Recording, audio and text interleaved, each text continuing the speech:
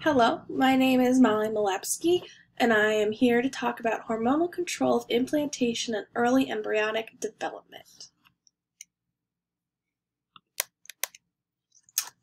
The first hormone we're going to talk about is progesterone, and after fertilization, the embryo must move down the fallopian tube to the uterine cavity so it can further develop, and this is done under the influence of progesterone. Progesterone allows for the smooth muscle of the fallopian tube to relax, so the embryo can slowly work its way down into the uterine cavity for further development. After we've moved down into the uterine cavity, the placenta starts to form. The placenta, during pregnancy, will secrete hormones. Unless the developing embryo receives these signals of the hormones from the placenta, the corpus luteum will disintegrate. When this disintegration happens, unfortunately, it's a loss of pregnancy, and progesterone and estrogen levels drop and the embryo is flushed from the body. The placenta controls hormone regulation for human choriotropin, gonadotropin, human chorionic somatomammotropin, and estrogen and progesterone.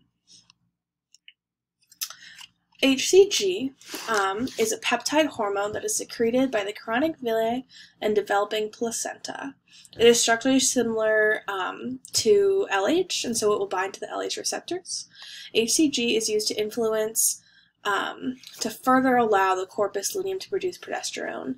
This allows for the endometrium to keep intact before the placenta takes over the progesterone production.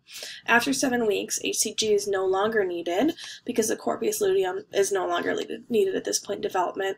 The placenta will take over progesterone production, and HCG will peak at 3 months and then diminish. HCG is actually what we look for when we're doing pregnancy testing in women. It's commonly tested for in the take-home kits you have today or at the doctor if you do a urine sample. In the past, actually, we would use rabbits to see if women were pregnant based off of their urine. So women would submit a urine sample, and this urine would be injected into a rabbit. Rabbits ovulate in the presence of HCG. So after injection, the rabbits would be tested to see if there were signs of ovulation. If positive, it meant that the woman was pregnant. We don't do this anymore. Thank goodness. It's awful costly to be injecting rabbits with urine, and it takes a couple days where you can have the satisfaction of a 2-minute test in the comfort of your own home. So this has gone to the wayside in terms of other testing methods. HCS is also structurally related to growth hormone prolactin.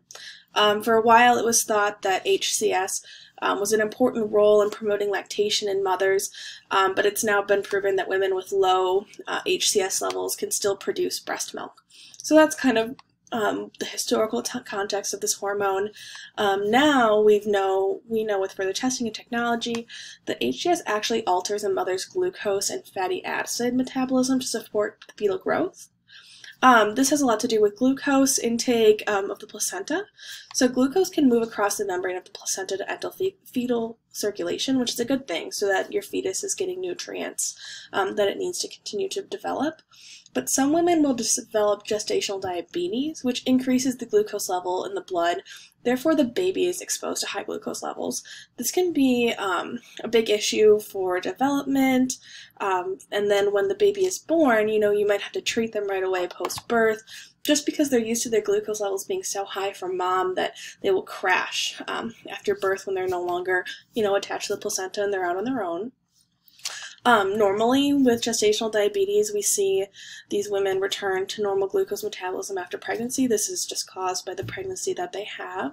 However, these women are at a higher risk for type 2 diabetes later in life, so it's really important that during their pregnancy that this is managed very well.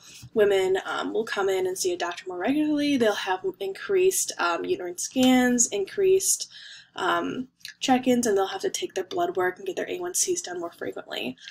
This is also important because the baby can have an increased risk for type 2 diabetes later in life, so it's important to monitor that, through childhood and through life. This is very common, and we also see it in later pregnancies with women who are older, just because they're higher risk. So it's just something to keep in mind if you are a higher risk pregnancy, that could be the case. Estrogen is the next hormone that's produced during pregnancy. Estrogen is continuously produced during pregnancy, first by the corteus luteus and then under the influence of HCG, and then by the placenta. Estrogen contributes to the development of milk secretion ducts in the breast. So that's very important to keep, throughout pregnancy. Progesterone is essential for maintaining the endometrium during pregnancy. It also can help suppress the uterine contractions that we see in pregnancy. This PowerPoint and video is helpful in your study of pregnancy, and good luck with the rest of your class.